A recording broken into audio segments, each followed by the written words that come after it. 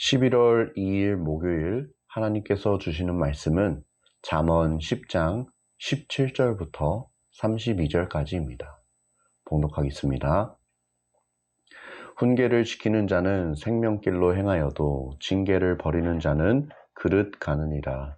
미움을 감추는 자는 거짓된 입술을 가진 자요 중상하는 자는 미련한 자이니라. 말이 많으면 허물을 면하기 어려우나 그 입술을 제어하는 자는 지혜가 있느니라. 의인의 혀는 순은과 같거니와 악인의 마음은 가치가 적으니라. 의인의 입술은 여러 사람을 교육하나 미련한 자는 지식이 없어 죽느니라. 여호와께서 주시는 복은 사람을 부하게 하고 근심을 겸하여 주지 아니하시느니라. 미련한 자는 행악으로 낙을 삼는 것 같이 명철한 자는 지혜로 낙을 삼느니라. 악인에게는 그의 두려워하는 것이 임하거니와 의인은 그 원하는 것이 이루어지느니라. 회오리 바람이 지나가면 악인은 없어져도 의인은 영원한 기초 같으니라.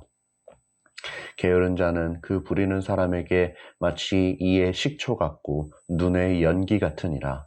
여호와를 경외하면 장수하느니라. 그러나 악인의 수명은 짧아지느니라.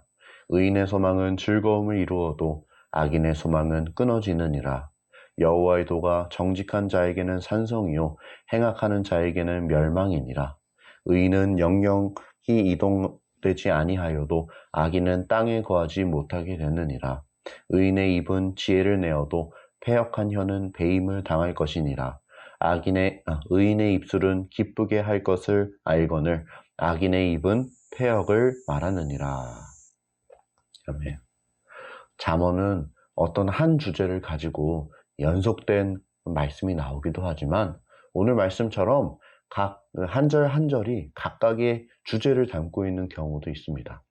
그래서 학자마다 본문을 어떻게 구분하는지가 조금씩 다르지만 저는 이 본문을 크게 두 단락으로 나누어 살펴보고자 합니다. 먼저는 17절부터 21절까지입니다. 이 단락에서 성경은 우리의 말에 관하여 이야기하고 있습니다. 먼저 17절에 보면 훈계를 지키는 자는 생명길로 행하여도 징계를 버리는 자는 그릇 가느니라 라는 말씀이 나옵니다. 우리가 살면서 정말 듣기 싫은 말이 훈계가 아닐까 싶습니다. 그런데 오늘 말씀은 내가 그렇게 듣고 싶어 하지 않는 훈계가 나를 생명길로 인도한다고 이야기하고 있습니다. 우리가 어떤 이야기를 들었을 때, 지적을 받았을 때 그것을 받아들이고 그대로 지키는 자는 생명길로 행하지만 징계를 피하는 사람은 그릇된 길로 가게 된다는 것입니다. 우리가 말씀을 통해 주님의 훈계를 받아들일 때 우리는 생명길로 향하게 됩니다. 그 다음 18절에 보면 미움을 감추는 자는 거짓된 입술을 가진 자요 중상하는 자는 미련한 자라고 말씀은 이야기하고 있습니다. 미움을 감춘다는 것은 겉으로 드러나진 않지만 그 속에 남을 미워하는 마음이 있는 것을 의미합니다. 또 중상하는 것은 근거 없는 말로 남을 헐뜯어 그의 명예나 지위를 떨어뜨리는 것을 의미합니다. 성경은 이처럼 미움을 감추는 자들, 중상하는 자들을 향해 거짓 입술을 가진 자, 미련한 자라고 이야기하고 있습니다. 이어지는 19절부터 21절까지에는 의인의 말과 악인의 말이 서로 비교되고 있습니다. 미련한 사람은 말이 많습니다. 그래서 그 말 중에 반드시 허물이 드러나게 됩니다. 반대로 지혜로운 사람은 입술을 제어하는 자입니다. 그는 꼭 해야 할 말과 하지 말아야 할 말을 분별할 줄 압니다. 그래서 20절에 보면 의인의 혀는 순은과 같지만 악인의 마음은 그 가치가 적다고 이야기하고 있습니다. 또 의인의 입술은 여러 사람을 교육하고 그들을 세우지만 미련한 사람은 지식이 없어 죽는다고 성경은 이야기하고 있습니다. 이처럼 오늘 말씀은 우리의 말의 중요성을 이야기해주고 있습니다. 다음으로 22절부터 32절까지에는 의인의 삶과 악인의 삶이 서로 대조를 이루며 등장하고 있습니다. 가장 먼저 22절을 보면 여호와께서 주시는 복은 사람을 부하게 하고 근심을 겸하여 주지 아니하시느니라 라는 말씀이 기록되어 있습니다. 이것을 보면 저는 재물은 많이 가지고 있지만 그 삶이 불행한 사람들이 떠올랐습니다. 부자라고 해서 다 하나님께 복을 받은 것이 아니라 하나님이 주시는 참 평안을 소유한 자라야 진정으로 복받은 인생이라 할 수 있는 것입니다. 또 미련한 자는 악을 행하는 것으로 낙을 삼지만 명철한 자는 하나님을 경외하는 지혜로 낙을 삼습니다. 그렇기 때문에 악인의 미래에는 그가 두려워하는 것이 임하지만 의인의 소원은 우리 하나님께서 이루어 주십니다. 악인들은 바람이 휑 하고 불고 나면 흔적도 없이 사라질 운명입니다. 그러나 의인의 삶은 영원한 기초 위에 단단히 서 있는 인생입니다. 이러한 내용들이 25절까지 쭉 기록이 되어 있습니다. 한편 26절에 보면 재미있는 구절이 나옵니다. 게으른 자는 그 부리는 사람에게 마치 이에 식초 같고 눈에 연기 같다는 것입니다. 내가 누군가에게 어떤 일을 맡겼는데 그 사람이 하루 종일 게으름이나 피우고 바닥에 누워있기만 하면 얼마나 속이 답답하겠습니까? 그러한 사람이 되어서는 안 된다고 오늘 말씀이 우리에게 이야기하는 것이죠. 27절부터 32절까지에는 앞선 구절들과 마찬가지로 의인의 삶과 악인의 삶이 서로 대조되며 소개되고 있습니다. 의인의 인생은 장수합니다. 의인의 소망은 즐거움을 이룹니다. 의인의 터는 요동하지 아니하고 의인의 입은 지혜를 내며 의인의 입술은 다른 이들에게 기쁨을 줍니다. 그러나 악인의 수명은 짧아지며 악인의 소망은 끊어지며 악인은 이 땅에 거하지 못하게 되고 패역한 혀는 배임을 당하게 될 것입니다. 29절의 말씀과 같이 여호와의 도가 정직한 자에게는 산성이요 행악하는 자에게는 멸망이 되는 것입니다.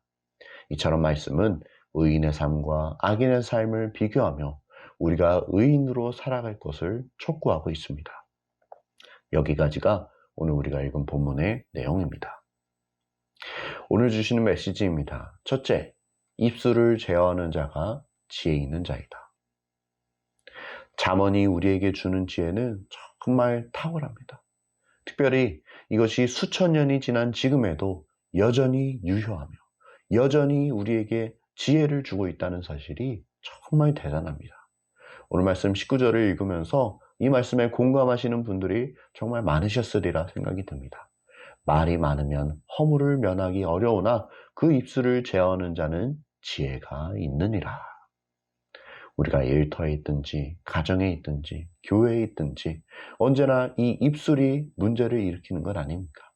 뒤에서 누가 어쨌다더라 수근수근거리고 그 사람은 뭐가 어쨌다 하면 은근히 깎아내리고 앞에서는 미움을 감춘 채 미소 짓지만 뒤에서는 거짓된 입술로 중상하는 일이 우리에게 있지는 않냐는 말입니다.